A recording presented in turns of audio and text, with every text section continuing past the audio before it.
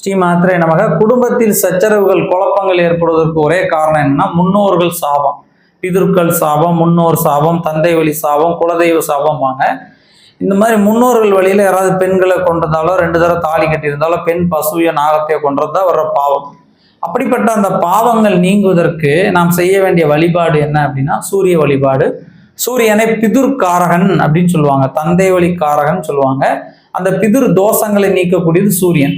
So அந்த சூரிய வழிபாடு நாம் செய்ய செய்ய முன்னோர்களால் வரக்கூடிய பாதிப்புகள் நீங்கும். ஆதித்ய ஹிருதயம் படிக்கலாம், சூரிய காயத்ரி சொல்லலாம், நவகிரகத்தில் இருக்க சூரியனுக்கு போய் அர்ச்சனை பண்ணலாம், சூரியனார் கோயில் சென்று வழிபட்டு வரலாம், அல்லது புண்ணிய தீர்த்த நீராடுறது, காலையில் சூரிய நமஸ்காரம் பண்ணுறது, சூரியனுக்கான அக்னி ஹோத்திரம் பண்ணுவது, இப்படி சூரிய வழிபாடு செய்ய செய்ய இந்த முன்னோர்களால் வரக்கூடிய பாதிப்புகள் நீங்கும், குடும்பத்தில் அமைதி நிலவும். இந்த வீடியோ உங்களுக்கு பிடிச்சிருந்தா மறக்காமல் லைக் பண்ணுங்கள், நம்ம சேனலை சப்ஸ்கிரைப் பண்ணுங்கள்.